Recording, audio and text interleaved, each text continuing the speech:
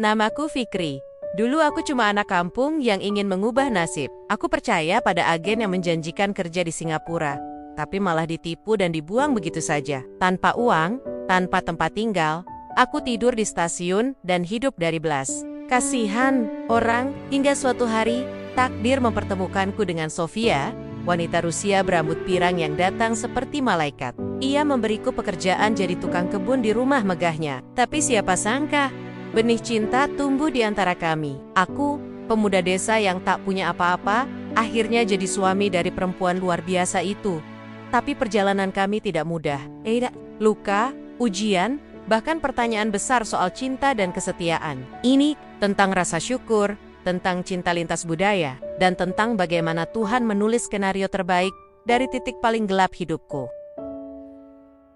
Namaku Fikri, lahir dan besar di sebuah desa kecil di Jawa Tengah. Hidupku biasa saja, bahkan cenderung sederhana banget. Bapak cuma buruh tani, ibu jual gorengan depan rumah. Sejak kecil aku udah terbiasa kerja keras, dari bantu-bantu di sawah, sampai jadi tukang angkut barang di pasar tiap libur sekolah. Tapi seperti kebanyakan anak muda desa lainnya, aku punya mimpi bisa kerja di luar negeri. Katanya sih, gaji TKI di Singapura bisa sampai 10 kali lipat dari kerja di kampung. Apalagi kalau bisa kerja di restoran, dapat tips juga, bisa ngirim duit ke rumah, bangun rumah baru buat orang tua, dan ya, bisa dianggap sukses lah sama tetangga. Makanya waktu ada orang datang ke kampung ngaku sebagai agen penyalur tenaga kerja resmi, aku langsung daftar. Namanya Pak Rino, badannya tegap rambut klimes, dan omongannya manis banget. Tenang Mas Fikri, kerja halal, resmi, tinggal di apartemen, makan ditanggung, 2 minggu langsung gajian. Bahkan waktu dia minta uang pengurusan, dokumen dan tiket sebesar 15 juta, aku masih percaya. Aku pinjam dari Pak D, jual motor butut, dan sisanya aku kumpulin dari hasil kerja serabutan. Semua demi harapan. Hari keberangkatan pun tiba. Rasanya campur aduk deg-degan, senang, sedih juga ninggalin ibu yang matanya berkokek-koka waktu aku pamit. Fikri, jangan lupa salat ya nak. Dimanapun kamu kerja, ingat rumah, pesan ibu, sambil menggenggam tanganku. Aku cuma bisa angguk, tahan air mata. Dalam hati, aku janji, aku bakal balik bawa kabar baik. Singkat cerita, aku mendarat di Singapura. Bandaranya besar, modern, dan bikin aku merasa kecil. Tapi, aku tetap semangat. Sesuai janji, aku disuruh tunggu di area parkiran terminal kedua. Katanya, supir dari restoran bakal jemput. 1 jam aku tunggu, 2 jam, 3 jam, nggak ada siapa-siapa. Aku coba telepon Pak Rino, nomornya mati. Chat WhatsApp centang 1. Aku mulai panik. Jangan-jangan, keringat dingin mulai ngucur. Aku baru sadar, aku ditipu. Semalaman aku duduk di emperan parkiran. Bawaanku cuma 1 tas ransel isi baju, dompet sisa $20 Singapura, dan selembar fotokopi, paspor. Nggak ada tempat tujuan, nggak ada siapapun yang bisa kutemui. Aku nggak bisa bahasa Inggris, apalagi Mandarin. Keesokan harinya, aku jalan kaki nyari tempat murah buat numpang nginep. Tapi di sini, bahkan tempat paling murah pun nggak bakal nerima orang tanpa identitas resmi. Akhirnya aku jalan terus, tanpa arah, kaki pegal, perut lapar. Tapi aku masih tahan. Yang paling berat tuh, rasa malu. Malu karena aku gagal, dan nggak berani kasih kabar ke rumah. Malamnya aku tidur di stasiun MRT, bangku besi panjang, angin malam dingin, dan suara-suara orang lalu lalang yang gak aku mengerti. Sambil memeluk ranselku, aku merem, tapi pikiranku kacau, Gugal total bayangan wajah ibu, terus muncul di kepala. Gimana nanti kalau aku pulang? Pasti semua orang bakal ngetawain. Fikri cuma bisa ngerepotin orang tua, begitu mungkin kata mereka. Besok paginya, aku cari kerja kasar, apa aja. Cuci piring, angkut barang, tapi semua tempat minta dokumen resmi. Tanpa visa kerja, aku nggak bisa ngapa-ngapain. Sialnya lagi, ada petugas imigrasi yang kadang patroli di tempat umum. Aku harus ngumpet, pura-pura jadi turis nyasar, kadang baca koran bekas, cuma biar kelihatan kayak orang punya tujuan. Hari berganti hari, makanan makin sulit didapat. Aku mulai makan roti, sisa dari tong sampah. Ada kalanya dapat minuman soda yang udah kedaluarsa, tapi masih bisa diminum. Aku nggak punya pilihan, tapi anehnya, aku nggak nyerah. Setiap malam, Aku lihat langit meski kuma dari sela-sela atap stasiun. Aku berdoa, minta satu hal aja. Tolong Tuhan, kasih aku satu jalan. Dan ternyata, jawabannya datang. Dengan cara yang gak pernah kubayangin. Suatu malam, saat hujan turun deras dan tubuhku menggigil karena demam, aku duduk bersandar di tiang lampu stasiun. Badanku lemas. Pandanganku kabur. Aku udah hampir pasrah, udah siap kalau malam itu jadi malam terakhirku. Tiba-tiba, seseorang berdiri di hadapanku. Seorang wanita, tinggi, berambut pirang, wajahnya cantik, matanya bening seperti kristal. Jas hujan tipis membalut tubuhnya, dan dia menatapku dengan ekspresi prihatin. "Are you okay?" Aku nggak tahu harus jawab apa. Aku cuma bisa menggeleng pelan. Lalu dia jongkok, buka tasnya, dan ngeluarin botol air, roti, dan jaket. Dia kasih semuanya ke aku. "Come with me." Aku nggak tahu siapa dia. Aku bahkan nggak bisa bicara. Tapi saat itu, satu hal yang pasti, Tuhan mendengar doaku. Dan malam itu, langkah kecilku menuju hidup baru pun dimulai. Namanya Sofia. Itu pertama kali ku dengar waktu kami sampai di rumahnya malam itu. Tapi saat pertama kali dia bilang, "My name is Sofia," aku malah enggong-gonggok kayak ayam kampus. Bukan karena ngerti, tapi karena nggak tahu harus jawab apa. Jadi malam itu dia bawa aku naik taksi dari stasiun. Hujan masih deras dan aku menggigil dalam diam. Jaket yang dia pinjamkan lumayan hangat, dan roti isi keju yang tadi dia kasih udah habis aku makan dalam 2 gigitan. Perutku akhirnya bisa istirahat dari demo. Taksi berhenti di sebuah kawasan yang, maaf kalau aku lebay, tapi ini kayak mimpi. Rumah-rumahnya gede-gede, gerbangnya tinggi, taman depan terawat rapi. Begitu kami sampai di depan sebuah rumah dengan pagar besi hitam yang otomatis terbuka, aku sempat berpikir, ini rumah beneran atau hotel? Rumahnya 2 lantai, bergaya Eropa klasik, dindingnya putih bersih, jendelanya besar-besar. Begitu masuk, aku langsung ngerasa seperti bukan siapa-siapa. Lantainya mengilap, aroma sabun mahal tercium samar-samar, dan suara langkah Sofia di marmer terdengar nyaring. "Ayo, duduk di sini," katanya sambil menepuk sofa empuk di ruang tamu. Aku ragu, duduk di sofa itu kayak dosa. Badanku masih bau jalanan, bajuku kumal, tapi Sofia malah narik tanganku pelan dan memaksaku duduk. Setelah itu, dia masuk ke dapur.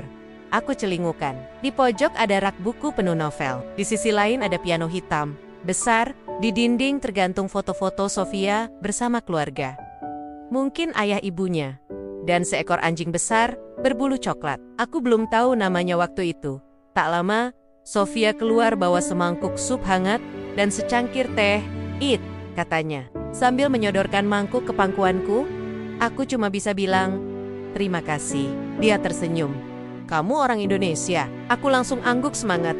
"Ah, I love Indonesia," katanya. "I used to go to Bali and Lombok, beautiful." Aku nggak tahu mau jawab apa.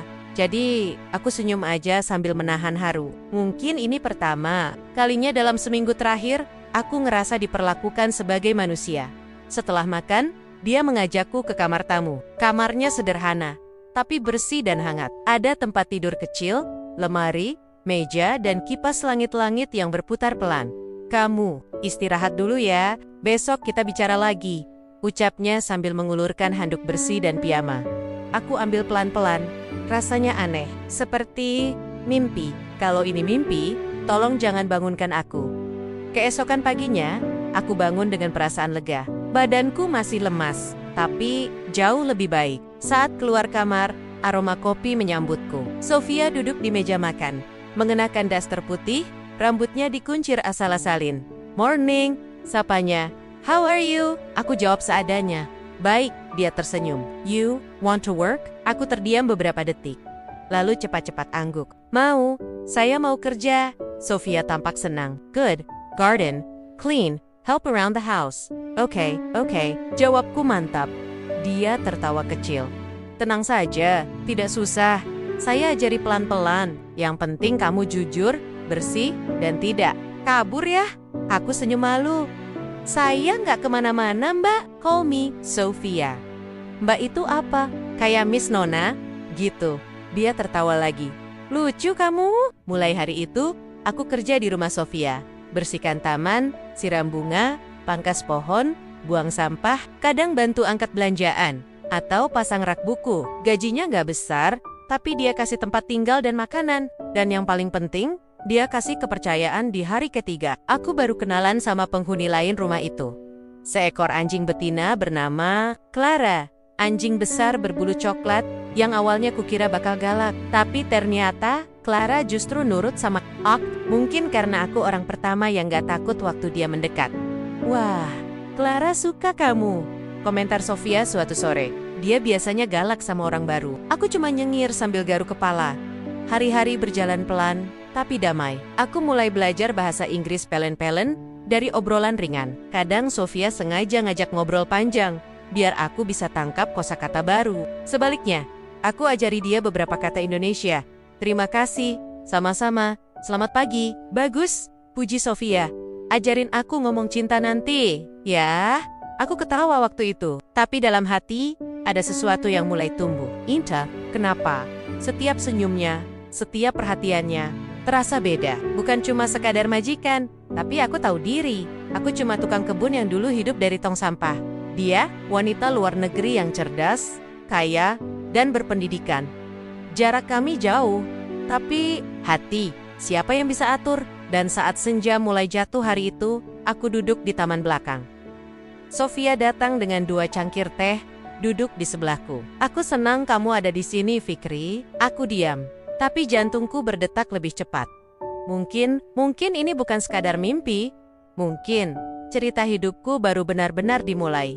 Kalau ditanya kapan tepatnya aku mulai suka sama Sofia, aku juga nggak bisa jawab pasti. Rasanya seperti benih kecil yang tumbuh, diam-diam, tiap hari disiram perhatian, disinari senyuman, dan diberi udara oleh cara dia memandangku bukan sebagai mantan gelandangan, tapi sebagai manusia. Hari-hariku mulai teratur. Pagi-pagi aku bangun, siram tanaman, bersihin taman, lalu sarapan bareng Sofia. Kadang dia masak sendiri, kadang pesan makanan khas Rusia yang aneh, tapi enak seperti sup dingin atau pancake yang gurih asin. Pekerjaanku nggak berat, tapi rasa sup. Setiap pot bunga yang kususun rapi, setiap daun kering yang kusapu bersih, aku kerjakan dengan sepenuh hati. Bukan cuma karena aku kerja di sana, tapi karena aku merasa dihargai. Dan Sofia, dia makin hari makin bikin aku bingung. Dia sering ngajak ngobrol sambil minum teh, kadang tanya soal keluargaku di Indonesia.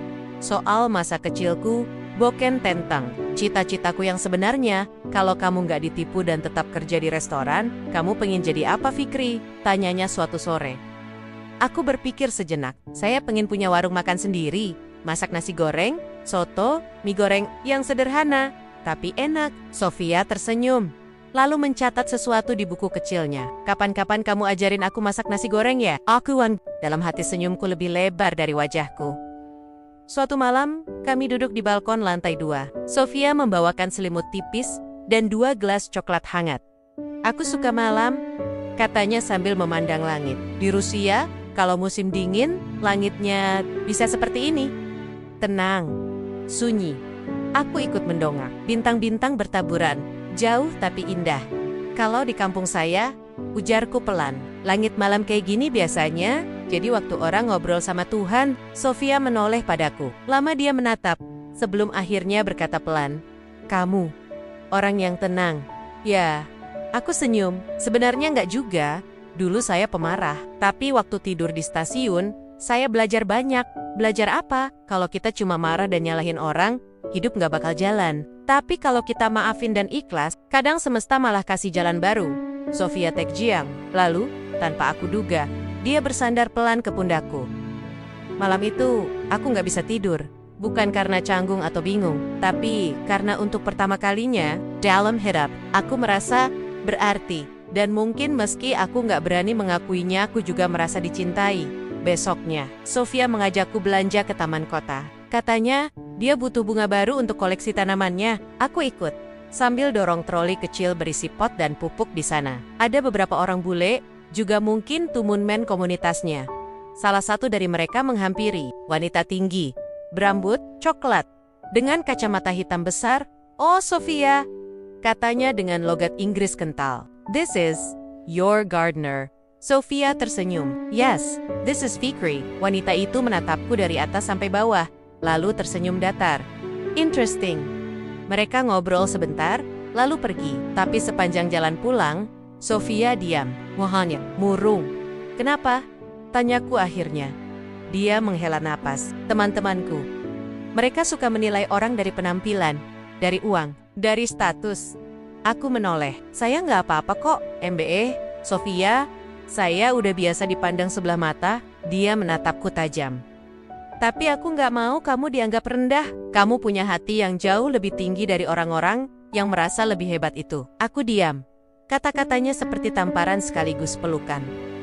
Sofia bukan hanya membelaku. Dia melihatku bukan dari baju yang kupakai, tapi dari isi pikiranku. Hari demi hari berlalu. Hubungan kami makin dekat. Tapi tentu aja, aku nggak berani berharap lebih. Aku sadar betul siapa aku. Dan dunia ini nggak selalu ramah pada kisah-kisah seperti kami.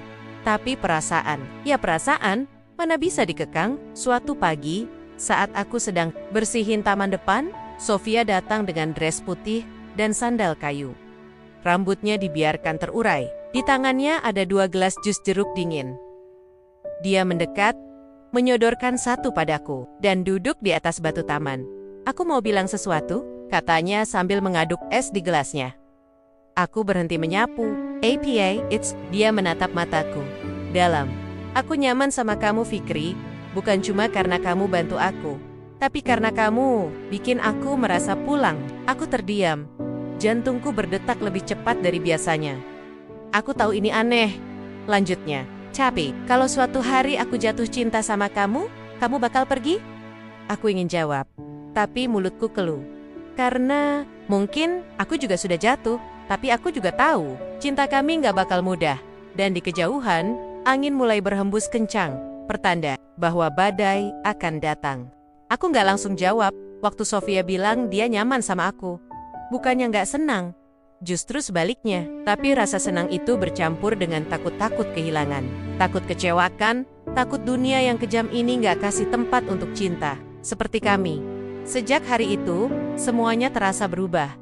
Sofia jadi lebih sering ngajak ngobrol. Dia sering duduk di taman sambil baca buku.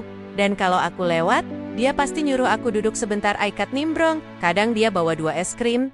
1 buat dia, 1 buatku. Kadang dia tanya hal-hal yang bikin jantungku deg-degan. Kalau aku pindah ke Indonesia, kamu kira aku cocok tinggal di desa? Aku senyum. Cocok sih cocok. Tapi siap-siap kaget. Listrik sering mati, sinyal hilang-hilang, dan tiap pagi dibangunin ayam. Dia tertawa keras, tertawanya lepas, kayak anak kecil yang baru diajarin main ayunan. Dan setiap kali dia tertawa seperti itu, aku nggak bisa bohong, aku pengen terus dengar suara itu. Aku pengen jadi alasan dibalik senyumnya. Tapi hidup nggak pernah semulus itu kan? Hari itu, Sofia ngajak aku ke acara makan malam temannya. Katanya, teman dekat dari Rusia datang ke Singapura. Dan dia mau kenalin aku. Kenalin dalam arti, sebagai apa? Tanyaku ragu. Sofia menatapku dengan lembut. Sebagai orang penting dalam hidupku. Aku gugup, tapi dia bilang santai aja. Dia beliin aku kemeja baru, celana bahan, bahkan nyuruh aku potong rambut di salon. Aku merasa canggung, tapi dalam hati, aku juga senang. Aku belum pernah diajak ke acara seperti ini. Apalagi oleh wanita secantik dan sekaya Sofia. Kami tiba di sebuah restoran mahal. Meja-mejanya rapi, pelayan berseragam, musik klasik pelan mengalun. Aku keringat dingin. Padahal ruangan berat C, di meja bulat itu, duduk 3 orang. 2 wanita, 1 pria. Wajah mereka bule semua. Bahasa mereka juga campur Inggris dan Rusia. Fikri, kata Sofia sambil menggenggam tanganku di atas meja. Mereka senyum, tapi senyum yang gak sepenuhnya ramah. Lebih mirip senyum sopan dari orang yang sedang menilai. Oh, kata salah satu wanita dengan logat tajam. So, you're the gardener. Aku hanya senyum, mencoba tetap sopan. Oh, come on, Sofia, kata pria di sebelahnya. You're always like this. Picking strays. Aku nggak ngerti sepenuhnya, tapi dari nada dan ekspresi wajah mereka, aku tahu mereka nggak suka aku. Makan malam itu terasa panjang. Aku lebih banyak diam. Sofia beberapa kali melirikku, mencoba menyemangati. Tapi aku tahu dia juga tertekan. Setelah acara selesai, kami jalan kaki pulang. Sofia menggenggam tanganku erat, tapi aku bisa ngerasain tangannya sedikit dingin. Diam-diam aku bertanya dalam hati. Apakah dia juga mulai ragu? Besok paginya, Aku kerja seperti biasa, tapi hatiku penuh suara-suara asing. Suara dari makan malam kemarin, suara ejekan halus, suara keraguan, dan suara dari dalam diriku sendiri. Kamu cuma tukang kebun. Kamu bukan siapa-siapa. Kamu cuma numpang hidup di rumah orang. Aku coba tepis suara-suara itu, tapi sulit. Apalagi saat aku dengar Sofia berdebat di telepon, suaranya meninggi, bahasa Inggrisnya cepat. Dan meski aku nggak ngerti semua, aku tahu topiknya tentang aku. Setelah telepon itu, dia duduk di teras, wajahnya murung. Aku bawa teh hangat buat dia, tapi dia hanya menatap kosong ke kejauhan. Sofia, kamu kenapa? Dia nggak jawab, hanya menggeleng pelan. Tapi dari matanya, aku bisa lihat. Dia capek, aku duduk di sampingnya. Lama kami diam, lalu aku bicara pelan. Hampir seperti bisikan. Kalau kamu lelah, kamu bisa bilang, aku ngerti. Sofia menoleh, matanya berkaca-kaca. Fikri, bukan kamu yang bikin aku lelah, tapi dunia di sekitar kita. Mereka nggak lihat apa yang aku lihat, mereka cuma lihat kamu dari bajumu, dari pekerjaanmu, dari warna kulitmu. Aku tersenyum pahit. Karena itu aku nggak pantas kan? Dia menggeleng cepat. Bukan begitu, aku berdiri, menatap taman yang selama ini aku rawat. Sofia, mungkin aku harus pergi. Dia berdiri juga. Fikri, tolong jangan, aku cuma bikin kamu susah. Dan di detik itu, aku tahu, aku mencintainya. Dan justru karena itu, aku gak mau dia menderita karena pilihannya. Malam itu, aku masuk kamar. Kemas baju dalam diam, dan tinggalkan surat kecil di meja samping tempat tidur. Isinya cuma satu kalimat. Maafkan aku, harus pergi sebelum membuatmu semakin susah memilih. Aku gak tahu aku mau kemana. Tapi yang aku tahu, aku nggak bisa membiarkan cinta berubah jadi beban, dan entah kenapa, untuk pertama kalinya sejak aku diselamatkan dari stasiun waktu itu, langkahku terasa berat, bukan karena ransel yang kubawa, tapi karena aku meninggalkan seseorang, yang diam-diam sudah menjadi rumah. Aku berjalan tanpa arah malam itu, tas kecil di punggungku, terasa lebih berat dari biasanya. Mungkin karena aku tahu, kali ini aku pergi bukan karena gagal, tapi karena terlalu sayang. Aku menyusuri jalan-jalan sepi kota, mencoba menahan tangis yang mendesak keluar. Hujan gerimis mulai turun, dan setiap tetesnya seperti menyatu dengan hatiku yang juga gerimis. Aku nggak tahu aku mau kemana. Ke stasiun tempat aku dulu tidur, atau ke taman kota tempat aku biasa bersihkan daun kering. Entahlah, yang jelas, aku cuma ingin jauh, biar Sofia bisa kembali hidup normal, tanpa aku yang merepotkan. Tapi hidup kadang punya cara sendiri untuk membuat kita berhenti. Dan malam itu, aku benar-benar berhenti. Karena saat menyeberang jalan sambil melamun, sebuah sepeda motor melaju, kencang dari arah kanan. Aku cuma sempat dengar suara klakson keras sebelum semuanya gelap. Aku bangun di ruangan putih. Sakit, seluruh tubuhku terasa nyeri, kakiku digips, ada perban di kepala, dan infus menempel di tangan. Aku coba gerakan jari, tapi lemah. Pandangan kaburku pelan-pelan fokus, dan sosok pertama yang kulihat duduk di sebelah ranjang. Sofia, matanya bengkak, rambutnya kusut, bajunya kusut, tapi dia masih cantik. Dan saat dia sadar aku bangun, air matanya langsung jatuh lagi. Fikri, suaranya parau. Aku ingin bilang sesuatu, tapi tenggorokanku kering. Yang keluar cuma bisikan serak, "Kamu nemuin aku?" Dia mengangguk sambil menggenggam tanganku. "Aku cari kamu semalaman, Ukahila. Aku takut. Aku kehilangan kamu." Aku tersenyum pelan. "Maaf, aku nyusahin lagi." Dia menggeleng cepat. "Jangan pernah bilang kayak gitu lagi, Fikri. Kamu itu bukan beban. Kamu itu rumah, tempatku pulang." Aku ingin bilang bahwa aku juga merasakan hal yang sama, tapi tubuhku terlalu lemah, jadi aku diam. Tapi mataku bicara. Dan Sofia tahu, hari-hari setelah itu aku dirawat di rumah sakit. Dan setiap hari, Sofia datang, bawa makanan, baca buku untukku, bahkan sesekali menyuapi aku dengan tangan sendiri. Aku malu, tapi bahagia. Suatu hari, saat kami duduk berdua di ruang pasien, dia bercerita, "Aku pernah tunangan, Fikri, di Rusia," katanya pelan. Aku menoleh. Dia menatap jendela, wajahnya datar, tapi aku tahu itu cerita lama yang berat. Namanya Ivan. Kami pacaran 5 tahun, tapi 3 bulan sebelum nikah, dia selingkuh dengan sepupuku sendiri. Dia bilang, aku terlalu mandiri, terlalu keras, terlalu... Sofia, dia tertawa kecil. Pahit. Setelah itu aku pergi ke Singapura, kabur dari semuanya, mulai hidup baru. Tapi luka itu masih ada. Aku menunduk. Maaf, aku nggak tahu. Dia menatapku. Kamu nggak perlu tahu, karena kamu bukan luka. Kamu adalah penyembuhnya. Aku diam.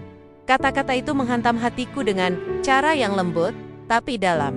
Hari itu juga, dia duduk di tepi ranjangku, genggam tanganku erat, dan berkata, Fikri, aku mau kamu tetap di sini. Bukan cuma sebagai tukang kebun, bukan cuma sebagai teman, tapi sebagai pasangan hidup. Aku menatap matanya, dalam, jujur. Kamu yakin? Tanyaku pelan. Dia mengangguk. Ya, aku nggak peduli kata orang. Aku nggak butuh persetujuan siapa pun. Aku cuma butuh kamu. Aku menarik napas dalam. Lalu aku mengangguk. Dan untuk pertama kalinya dalam hidup, aku percaya bahwa cinta bisa menyembuhkan luka apapun. Beberapa hari kemudian, setelah keluar dari rumah sakit, Sofia membuat pengumuman. Mengejutkan di akun media sosialnya, foto kami berdua. Aku duduk di kursi roda. Dia berdiri di belakangku sambil tersenyum. Captionnya simple. Orang yang kupilih bukan sempurna, tapi dia membuatku ingin menjadi versi terbaik dari diriku sendiri. Kami akan menikah. Komentarnya ribuan. Sebagian mendukung, sebagian mengejek, sebagian bahkan menghina. Tapi Sofia tetap tenang. Dan aku nggak takut lagi. Karena aku tahu, saat dunia menertawakan kita, Tuhan justru sedang menulis cerita indah yang belum mereka baca sampai akhir. Hari itu, aku berdiri di depan cermin, mengenakan kemeja putih dan celana bahan sederhana. Tangan Sofia membenarkan kerahku sambil tersenyum. Ganteng, katanya. Aku hanya nyengir. Masih kayak tukang kebun. Dia menatapku serius. Dan aku jatuh cinta pada tukang kebun itu. Aku tertawa kecil, meskipun dalam hati gemetar. Hari itu adalah hari kami mendaftarkan pernikahan secara sipil di Singapura. Gak ada pesta besar, cuma aku, Sofia dan 2 saksi. Satu dari teman baik Sofia, satu lagi tetangganya yang baik hati. Tapi sebelum ke gedung catatan sipil, Sofia bilang ada satu hal yang harus dia lakukan. Menelepon orang tuaku di Rusia, katanya sambil menggenggam ponsel. Aku langsung merasa, gak enak Sofia. Kamu yakin? Dia mengangguk mantap. Sudah waktunya mereka tahu siapa yang akan jadi suamiku. Aku duduk di sampingnya saat video call dimulai. Layar menampilkan wajah seorang pria parubaya, berwajah tegas saya Sofia. Di sebilanya, seorang wanita elegan dengan rambut putih perak yang tampak seperti bangsawan ibunya. Papa, Mama, aku ingin kalian kenal seseorang, kata Sofia dalam bahasa Rusia. Lalu beralih ke bahasa Inggris. Namanya Fikri. Dia orang Indonesia. Dia calon suamiku. Sejenak, layar hening. Hanya ada suara napas dan tatapan penuh penilaian. Lalu ibunya bersuara tajam dan langsung menusuk. Are you insane? Sofia tetap tenang. No, I'm in love. Ayahnya menggeleng. You have everything, Sofia, wealth, beauty, education. Why would you waste it all on him? Aku tertunduk. Rasanya seperti ditelanjangi di depan umum. Tapi, aku tahan, aku harus tahan. Aku nggak minta restu kalian kalau itu berarti harus meninggalkan Fikri, kata Sofia mantap. Ibunya menatap Sofia seolah melihat orang asing. This is not love, this is rebellion. Aku nggak butuh persetujuan kalian untuk bahagia. Lalu Sofia mematikan video call itu. Dan seketika ruangan hening. Aku memegang tangannya. Sofia, aku nggak ingin kamu kehilangan keluargamu gara-gara aku. Dia menoleh. Matanya berkaca-kaca, tapi senyumnya kuat. Fikri, kalau kehilangan mereka adalah harga untuk punya kamu, aku rela. Kami menikah sore itu, tanpa pesta. Hanya sebuah janji. 2 tangan yang saling menggenggam, dan 2 hati yang tahu betapa kerasnya perjuangan sampai di titik itu. Sofia mengenakan dress putih sederhana, yang dia jahit sendiri seminggu sebelumnya. Aku mengenakan batik yang dulu dibawa ibu, waktu aku berangkat ke Singapura satu-satunya. Kenangan dari rumah yang masih kupunya. Di akhir upacara, kami saling menatap. Dan saat penghulu mengucap kata terakhir, aku tahu, untuk pertama kalinya, dalam hidup, aku tidak merasa kekurangan. Aku tidak miskin. Aku tidak hina. Aku dicintai dan mencintai. Beberapa hari setelah menikah, kehidupan kami terasa seperti lembaran baru yang bersih. Sofia tetap bekerja dari rumah, sementara aku tetap mengurus taman. Bedanya, sekarang aku juga ikut bantu di dapur, di ruang baca, Danya, ... Di kamar utama, malam-malam kami penuh obrolan ringan dan tawa. Kadang kami bicara soal masa depan, kadang soal anak-anak, kadang soal masa lalu yang menyakitkan yang kini terasa jauh karena kami punya satu sama lain. Tapi tentu saja, dunia luar belum berhenti bicara. Artikel gosip di media sosial menyebar. Wanita Rusia kaya nikahi tukang kebun muslim, ada yang menyebutku penipu dari Asia Tenggara. Ada yang bilang, aku cuma cari harta. Ada yang menghina latar belakangku, tanpa pernah tahu siapa aku sebenarnya. Dan parahnya, keluarga Sofia memblokir semua kontak dengannya. Mereka bahkan mengirim pengacara untuk mengurus pemutusan akses warisan. Sofia hanya bilang, biarkan, aku nggak butuh uang mereka untuk membangun hidup denganmu. Aku bingung. Tapi, bagaimana nanti? Dia mencium keningku. Kita, Aiken, mulai dari taman ini, dari rumah ini, dari cinta yang tidak butuh persetujuan siapapun. Aku peluk dia lama malam itu. Rasanya seperti memeluk rumah, meski seluruh dunia sedang berusaha menggusur kami. Beberapa minggu kemudian, hujan turun di sore hari. Aku dan Sofia duduk di teras, memandangi taniman-taniman yang basah disiram langit. Dia menoleh dan bertanya, pelan, kalau nanti kita punya anak, kamu mau kasih nama apa? Aku berpikir sebentar, lalu menjawab, kalau laki-laki, Rizky, karena dia rezeki dari Tuhan. Kalau perempuan, Alina, karena dia terang di tengah gelapnya dunia. Sofia tersenyum sambil menatap langit. Dan di detik itu, aku tahu, kami mungkin sudah kehilangan banyak hal, tapi kami tidak kehilangan harapan. Dan selama masih ada harapan, cinta ini akan terus hidup. Harriet, Sofia muntah peci-paji setelah sarapan nasi goreng buatanku. Awalnya aku pikir dia cuma masuk angin, atau perutnya nggak cocok sama cabai. Tapi pas aku godene, kamu nggak suka masakan aku ya? Dia malah senyum sambil nunjuk perutnya. Pelan. Aku nggak cuma makan untuk satu orang sekarang, katanya. Butuh beberapa detik sampai otakku nyambung. Kamu? Hamil? Dia mengangguk. Matanya berbinar. Aku kaku, nggak tahu harus senang, bingung, atau takut. Lalu pelan-pelan aku mendekat, meletakkan telapak tanganku di perutnya, yang masih datar. Kita bakal punya anak, bisikku. Dan tiba-tiba, air mataku jatuh. Hari-hari setelah kabar itu berjalan cepat. Sofia ke dokter kandungan. Aku ikut nemenin, melihat layar USG pertama kali, mendengar detak jantung kecil itu. Rasanya seperti dengar simfoni surga, tapi di balik semua kebahagiaan itu, ada rasa cemas yang dayam-daya muncul dalam diriku. Aku mulai sering melamun di taman belakang, duduk lama di depan kolam kecil, memandangi pantulan wajahku sendiri. Apa aku siap jadi ayah? Aku cuma lulusan SMA, bekas gelandangan. Bahasa Inggrisku masih berantakan. Pekerjaan tetapku cuma sebagai tukang kebun di rumah sendiri. Dance, aku harus jadi panutan bagi manusia kecil yang akan lahir. Suatu malam, saat Sofia sedang tertidur, aku buka galeri ponselku, yang isinya cuma beberapa foto, mayoritas foto dia, dan satu video pendek saat dia tertawa keras karena aku masak tempe gosong. Aku lihat wajahnya, perutnya mulai membesar, dan tetap aku jadi takut kalau nanti anak kami malu punya ayah seperti aku. Beberapa hari kemudian, aku bicara sama Sofia. Kami duduk di dapur, aku pegang cangkir teh yang udah dingin dan berkata, Sofia, aku pengen kerja di luar. Dia menoleh. Kerja apa maksudmu? Kerja beneran? Di luar Rama nambah pengalaman, nambah uang juga, biar aku bisa lebih pantas. Sofia diam sejenak. Kamu pikir selama ini kamu nggak pantas? Aku tertunduk. Aku cuma takut jadi ayah yang nggak cukup. Dia menggenggam tanganku. Fikri, anak ini nggak butuh ayah yang kaya. Dia butuh ayah yang ada, yang sayang, yang ngajarin nilai hidup, dan kamu lebih dari cukup. Aku terdiam, tapi kata-katanya seperti hujan di musim kemarau, pelan-pelan menenangkan api dalam dadaku. Dia mendekat, membisik, kalau kamu mau kerja, aku dukung. Tapi jangan pernah berpikir, kamu harus berubah, supaya karena kamu udah pantas.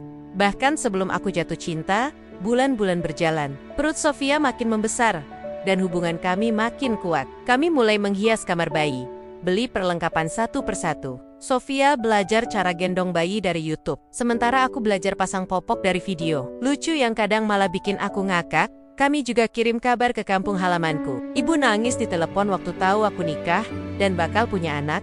Fikri, ibu bangga, katanya sambil terseduh. Dulu kamu berangkat miskin, tapi pulang bawa kebahagiaan. Kalimat itu menghantam keras ke dalam hatiku. Aku menangis diam-diam malam itu, karena untuk pertama kalinya, aku merasa pulang bukan cuma soal tempat tapi soal hati. Dan hatiku sudah ada di sini, bersama Sofia. Tiba-tiba, suatu malam, Sofia bangun dengan wajah cik. Dia pegang perutnya, lalu berkata dengan napas terputus-putus, "Fikri, airnya pecah." Panik, jangan ditanya. Aku ambil tas yang udah kami siapin, gendong dia ke mobil, nyetir, ngebut ke rumah sakit sambil komat kemet baca doa. Tangan kiriku menggenggam tangannya erat sepanjang jalan. Dia sakit, tapi masih sempat bilang, "Kamu nyetirnya seperti naik bajai." Aku nyengir, meskipun deg-degan setengah mati. Beberapa jam kemudian, tangis bayi terdengar, dan dunia berhenti sejenak. Aku masuk ke ruang bersalin, dan melihat makhluk kecil itu merah, keriput, tapi indah. Dokter menyerahkan bayi itu ke pelukan Sofia. "It's a girl," kata dokter. Sofia menangis sambil memeluk bayi itu. Lalu dia menoleh ke arahku dan berbisik pelan, "Namanya Alina." Aku duduk di sebelahnya, menyentuh tangan kecil bayi itu. Tangannya menggenggam jariku. Dan di saat itu, semua rasa takut, ragu, cemas, hilang. Karena ternyata, menjadi ayah bukan soal bisa apa, tapi soal ada. Dan aku akan selalu ada. Kalau kau tanya ke aku sekarang, apa itu bahagia, Fikri? Aku mungkin gak bisa jawab dalam bentuk teori, tapi aku bisa tunjukin. Bahagia itu bangun pagi-pagi dan mendengar tangisan anakku dari kamar sebelah. Bahagia itu lari-lari kecil ke dapur karena Alina putri pertama kami lagi ngacak-ngacak lemari bumbu. Bahagia itu melihat Sofia berdiri di teras rumah kecil kami sambil menyusui bayi kedua kami, Arkan, dengan rambut agak kekoken, tapi senyum tetap cantik seperti hari pertama aku bertemu dia di stasiun. Yah, kami sekarang sudah punya 2 anak, 2 manusia kecil yang tumbuh dari cinta yang dulu banyak orang anggap mustahil. Dan ya, kami pindah dari rumah megah itu. Sofia yang minta. "Aku pengen anak-anak kita tumbuh dengan tanah di kaki mereka, bukan karpet mewah," katanya waktu itu. Jadi, kami pindah ke pinggiran kota. Beli rumah sederhana dengan pekarangan luas. Aku bangun sendiri taman kecil di belakang. Sofia menanam stroberi dan cabai. Dan setiap pagi, kami sarapan bareng di teras, pakai piyama lusuh, tanpa harus jadi siapa-siapa. Cuma jadi kami. Hidup kami gak selalu mulus. Sofia sempat kena baby blues waktu Arkan lahir. Dia menangis tiap malam, merasa jadi ibu yang buruk. Aku sempat panik, gak tahu harus gimana, tapi aku belajar. Aku baca, aku tanya-tanya, dan yang paling penting, aku ada di sampingnya. Meski cuma duduk diam dan genggam tangannya, kami juga pernah susah uang. Setelah Sofia cabut dari perusahaan keluarganya dan memutus akses warisan, kami hidup dari hasil kerjaku sebagai pengelola kebun hias dan jualan online tanaman. Sofia juga buka kelas online kecil untuk bahasa Rusia dan masak makanan Eropa Timur. Tapi dari semua itu, yang bikin kami terus kuat adalah kami percaya satu sama lain. Dan kami sadar, cinta bukan tentang glamour, tapi tentang bertahan. Suatu malam, setelah anak-anak tidur, aku dan Sofia duduk di lantai ruang tengah, minum teh hangat dan makan pisang goreng. "Kamu ingat nggak?" kata Sofia pelan. "Waktu aku ketemu kamu pertama kali di stasiun, aku lewat begitu aja." Aku tertawa. "Iya, dan aku waktu itu udah siap tidur sama tikus lagi malam itu." "Lucu ya," katanya. "Kalau aku nggak berhenti, mungkin kamu sekarang di tempat lain. Dan aku mungkin masih sendiri." Aku menatapnya. "Aku bersyukur kamu berhenti. Dan lebih bersyukur lagi, kamu bertahan." Dia menggenggam tanganku. "Terima kasih udah jadi rumah, Fikri," bisiknya. Aku menarik napas. Lalu berkata, "Dan kamu adalah pintu yang membawaku pulang." Malam itu, hujan turun pelan. Sofia tidur lebih dulu. Arkan di gendongannya, Alina meringkuk di sampingku. Aku pandangi mereka satu-satu. Dulu, aku cuma cowok, kampung yang nyari peruntungan di negeri orang, ditipu, jadi gelandangan, hidup di bawah jembatan dan tidur di bangku stasiun. Tapi sekarang, aku punya rumah, aku punya istri, aku punya 2 anak, dan aku punya hidup yang mungkin gak mewah, tapi lengkap. Karena pada akhirnya, rumah itu bukan soal tembok tinggi atau furnitur mahal. Rumah itu tempat di mana hatimu tenang, tempat di mana kamu diterima, meski dengan semua kekurangan. Dan rumahku adalah Sofia, adalah Alina, adalah Arkan, adalah senyum mereka setiap pagi. dan pelukan mereka setiap malam tamat.